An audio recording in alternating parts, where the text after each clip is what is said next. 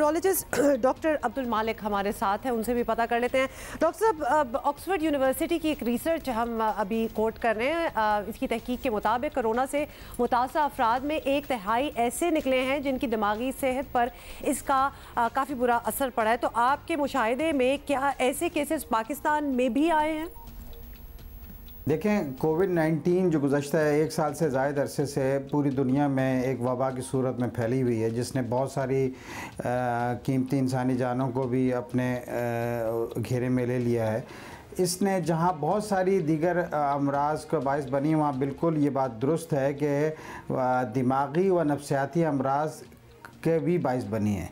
देखें, एक तो कोविड खुद एक वबा है, तो बहुत सारे लोग जो कि नॉर्मल भी होते हैं उनमें भी एक एंग्जाइटी या बेचैनी या इस तरह की कैफियत होती है।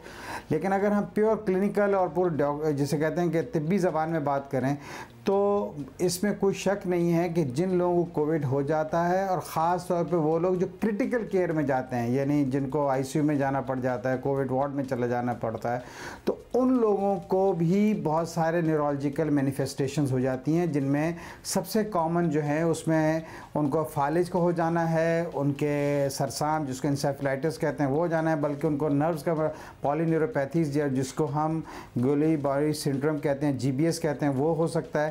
तो बहुत सारी क्रिटिकल केयर के अंदर कोविड के मरीज़ों को न्यूरोलॉजिकल प्रॉब्लम होती।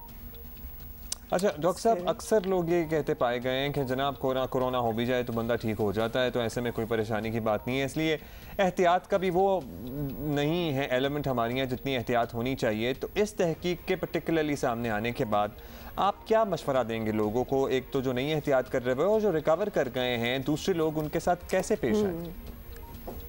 इस वबा से बचने का एक ही इलाज है, वो है एहतियात, यानी मास्क का इस्तेमाल, हाइजीन को बेहतर रखना और रश वाली जगहों से बचना, यही एक इलाज है। अगर जिनको कोविड हो चुका है उनको और ज़्यादा एहतियात करनी चाहिए। ये मिसकंसेप्शन है कि जिसको एक दफ़ा कोविड हो जाए उसको दोबारा नहीं हो सकता।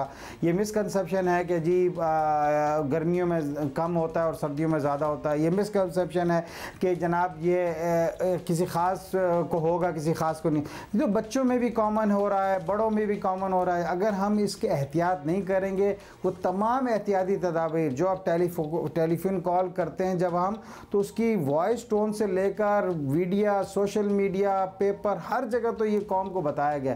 लेकिन अगर हम इसमें लापरवाही बरतेंगे, इसका हम कौमी जिम्मेदारी जो हमारे, यानी दोनों चीज़ें, यानी हेल्थ भी हमें ये बात समझाती है और दीन भी हमें ये बात समझाता है कि इसके एहतियात। अच्छा डॉक्टर साहब, ऑब्वियसली वी टोटली एग्री कि सबसे बेहतरीन तरीका है कि अपने आप को बचा के रखो कि कोविड हो ही ना। लेकिन अब अगर किसी को कोरोना हो जाए तो बड़ा अहम है कि वो अपनी दिमागी सेहत के तहफ़्फ़ुज़ की तरफ भी ऑब्वियसली तवज्जो दें। तो जिन्हें कोरोना है उन्हें क्या करना चाहिए कि वो इस तरह की सूरत हाल से बच सकें, दिमागी अमराज का ख़तरा कम से कम हो?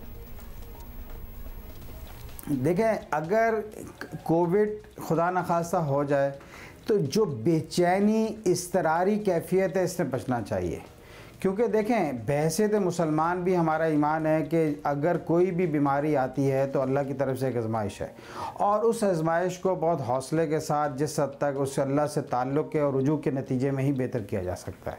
लिहाजा कोविड अगर हो गया है तो भी और कोविड नहीं हुआ तो भी एहतियात और हौसले के साथ उसको फेस करने की सूरत हाल पे ज़हनी तौर पे, असल में सब चीज़ें मेंटली आप कैसे उसको एक्सेप्ट करते हैं। जब आदमी खौफ का शिकार हो जाएगा, जब आदमी बेचैनी का शिकार हो जाएगा, जब आदमी परेशानी का शिकार हो जाएगा, तो बीमारी को हावी हो, तो उसके नतीजे में तो मसाइल और जन्म लेंगे। तो लिहाजा जिनको कोविड हुआ है, जिनको नहीं हुआ, हर दो सूरत में उसको बहुत तरीके से, बहुत हौसले से और बहुत सब्र और शुक्र के साथ फेस करना चाहिए। जो उसकी एहतियाती तदाबीर है, जो उसके इलाज की तदाबीर हैं, जो मौलिज की हदायत है, उस पर अमल करना चाहिए। थैंक यू डॉक्टर अब्दुल मालिक हमारे साथ मौजूद